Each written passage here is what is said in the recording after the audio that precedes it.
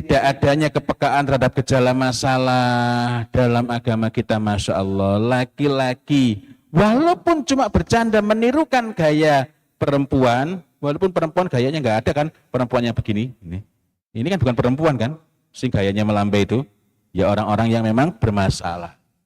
Karena itu sebenarnya tidak tepat kalau perempuan. Atau berpakaian perempuan, anak kecil, anak laki-laki, celananya habis musim hujan, lalu dipakaikan celananya yang khas perempuan, itu walaupun basah, itu nggak boleh. Apalagi kalau kemudian muncul reaksi mereka tertawa, karena ini berarti reinforce, menguatkan hal yang tidak patut tadi. Lebih baik anak kita itu masuk angin daripada error, gitu ya. Tentu saja harusnya tidak perlu terjadi sampai masuk angin tadi. Tidak adanya keberanian pada calon korban untuk bertindak melawan. Kenapa nggak berani? Karena tidak ada kepastian pada diri mereka, kalau saya mati dapat apa? Maka Masya Allah, saya baru tahun-tahun belakangan ini merasa bersyukur bahwa dulu ketika saya kecil, bukan hanya saya, orang-orang di kampung saya begitu masuk umur 7 tahun belajar fasolatan, setelah itu safinatun najah, setelah itu kasifatu saja, setelah itu sulamut taufik dan lain-lain. Sehingga di saat itu anak-anak memiliki keyakinan membela, mempertahankan harga diri, mempertahankan kehormatan diri, kalau mati-matinya mati syahid. Jadi anak-anak itu sudah memiliki sikap tersebut. Membela hartanya, dia mati itu bukan karena gila harta, tapi membela harta, membela kehormatan. Kalau mati syahid. Loh, masa anak-anak itu belajar jihad? Saya nulis, saya lupa di buku Positif Parenting apa di buku Senggam Iman, ajarkan jihad sejak dini. Itu bukan mengajari mereka berkelahi. Kenapa? Karena jihad itu tanpa prosedur yang benar, matinya bukan mati syahid. Gitu kan? Dengan sikap itulah dia justru memiliki keyakinan yang kokoh.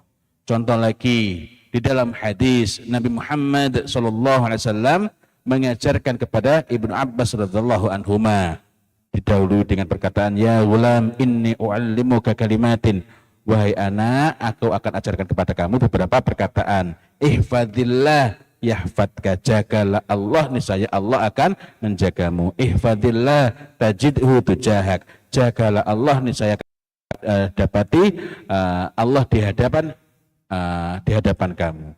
Artinya kalau kamu menghadapi sesuatu kesulitan yang membahayakan dan kamu betul-betul membersihkan niatmu karena Allah, saat itulah Allah akan menolong kamu, Allah akan hadir. Ya. Dan di bagian akhir hadis itu ditekankan, seandainya seluruh manusia berhimpun untuk mendatangkan keburukan, nggak akan bisa. Allah nggak menetapkan. Sehingga dengan itu anak akan memiliki keberanian. Sikap ini yang sekarang hilang. Ya, yang sekarang hilang.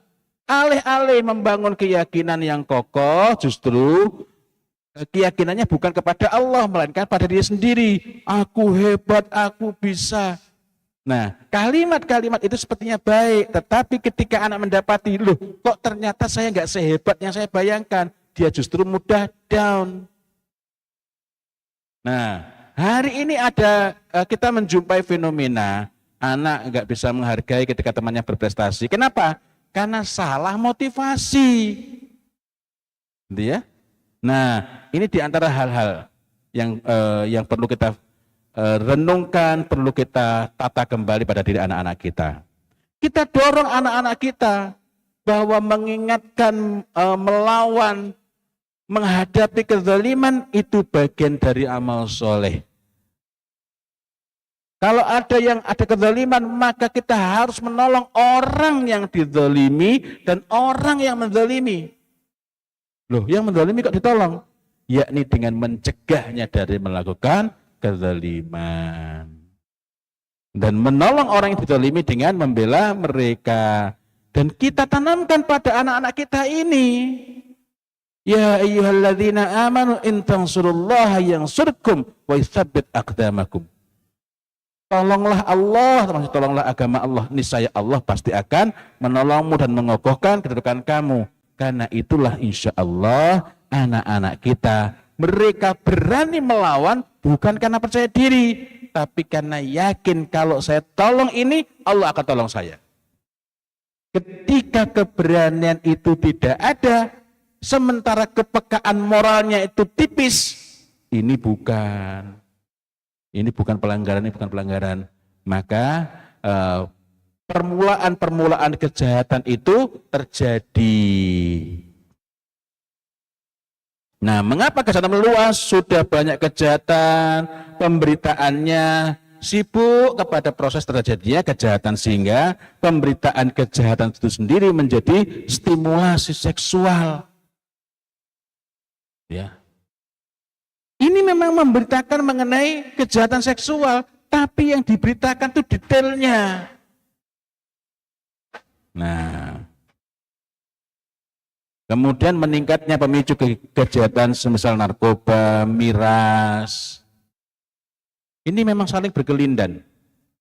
Saya pernah datang ke satu negara yang paling singkat saya kunjungi. Andaikan teman saya itu mau langsung keluar dari negara itu, saya langsung pulang. Mana itu? Makau. Tidak ada negara yang lebih mendebarkan buat saya. Jadi begitu masuk kapal feri, suasananya sudah suasana 3. Judi, khamr, dan zina. Begitu keluar dari imigrasi, langsung ditawari. Tawari apa? How many people with you? Only one. Girl? No, boy. Do you like boy? Tobat ini. Jadi saya dengan teman saya laki-laki.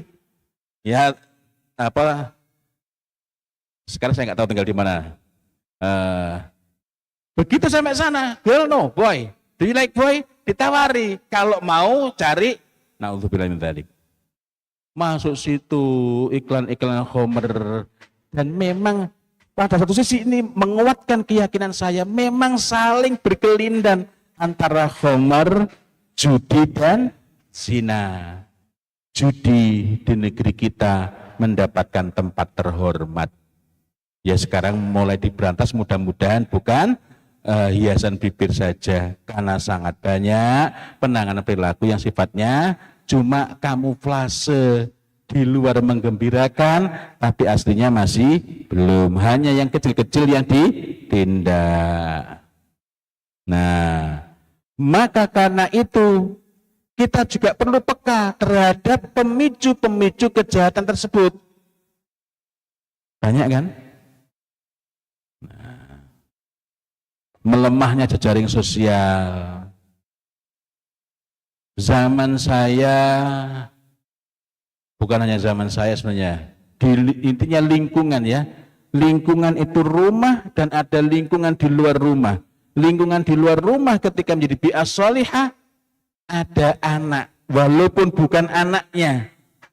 Jam 5 sore, setengah 5 sore, tampak ini belum mandi, maka orang lain yang mengingatkan.